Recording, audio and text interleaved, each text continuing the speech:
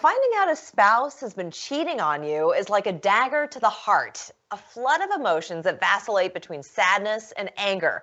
Your attention turns to the person who took your partner's affections. What's your recourse? Joining us on this interesting legal quandary is our analyst, David Hoffman. Good to see you again. Hey, how are you? Okay. Good to see you. So you don't wish the scenario upon anybody, right? But it's an interesting thought, using the legal system to gain some kind of remedy to a situation which really, there almost is none. So before we get into whether South Carolina has any laws that support this type of suit, can we talk about the circumstances that bring us to this place? Right. I mean, so what you're talking about is a relationship that breaks up because one spouse cheats on the other. That's in essence what we're talking about. We're talking about adultery. And the question that you pose is, can the aggrieved spouse, the one who was cheated on, sue the cheating spouse's paramour, or the person with whom they were cheating? And the answer to your question is maybe. It's a body of law that I need to back up just a little bit, like maybe 500 years. So it's a body of law that originates in the English common law.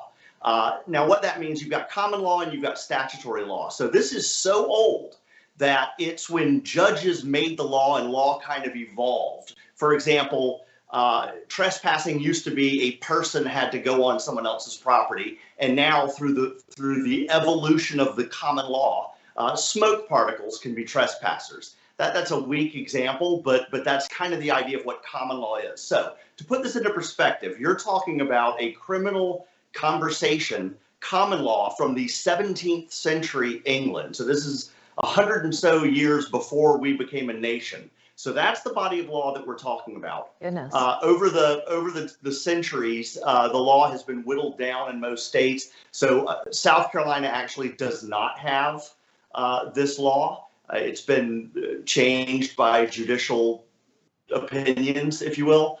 But North Carolina has it.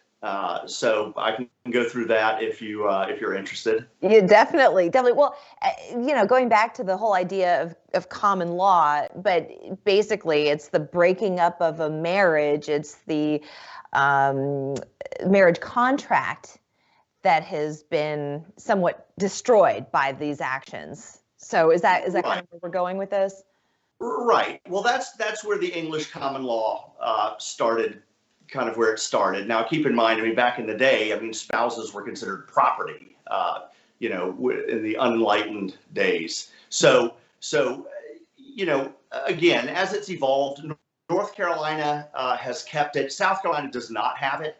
And again, we're not talking about whether or not adultery is still a ground for divorce in South Carolina. It most certainly is. What we're talking about is a very specific thing, and that is there a law in South Carolina that allows the aggrieved spouse to sue the paramour of the cheating spouse and get damages, get paid. Now, there is a way in South Carolina to pull a paramour, if you will, into a lawsuit, and that is if significant marital assets were transferred to this person. In other words, if the spouse A buys a car for this person, buys property for this person, things like that are easy to trace, you can go after that to try to bring that back into the marital estate. So that's a little bit of a different thing.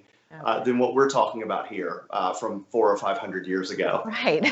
Now, something that is an interesting concept, which I think quite a few people have heard of, it's called the alienation of affections. Can you describe what that is? What is the definition of alienation of affections? And is that something that South Carolina recognizes, or is it North Carolina, a state like that recognizes? Right. Well, that's actually what we're talking about. The old English way would be criminal conversation. And I can just picture lords and ladies with cups of tea talking about criminal conversation.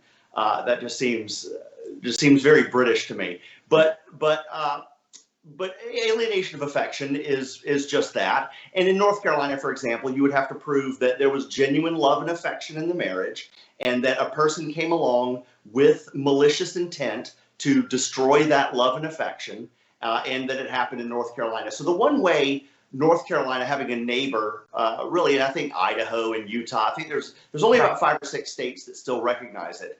But if you can prove that there was something that went on in one of those states that led to the alienation of affection, you could seek a judgment in one of those states. You could file a lawsuit in one of those states potentially, and then try to come back to South Carolina and have a South Carolina court enforce that judgment.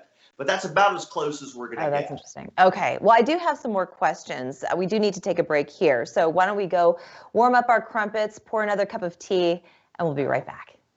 Welcome back. We've been chatting with David Hoffman, and I just wanted to ask you one more question. So in the event that someone decides they want to sue the paramour that has been cheating with their spouse, but they have children involved, and they also want to file for a divorce, how do all these things kind of work together? Well, again, you couldn't file suit against the paramour in South Carolina for alienation of affection, but if you wanted, you can drag the paramour in, so to speak, not legal terms, but you could bring them into the action if there was a transfer of assets that you can kind of trace. You've got to be able to prove it. And as far as how it pertains to children, everything in a fault-based divorce is typically considered by a family court judge. But a cheating spouse is not, by virtue of that, deemed to be an unfit parent. Mm-hmm. So that's one area where fault may be granted. You can skip the year separation. You can get your divorce in 90 days. All that stuff would still remain. But a cheating spouse is not going to be deemed, again, an unfit parent because of an adulterous relationship. Well, I think that's about all the time we have for this, David. We've learned that morals can't be litigated, and it also costs a lot of money to file a claim like this. So it really doesn't sound like it's totally worth going after, unless you have coffers with stacks of dollar bills, $100 bills at that. Perhaps, yeah. It's expensive. Litigation's expensive. Litigation's expensive. It is. Well, especially contested. What was that again? I said especially contested litigation. Exactly, which you don't want to get into that whole ball of wax. Walk away, start anew. Thank you so much, David. Appreciate your analysis on this question. Happy to be here. We're back after this.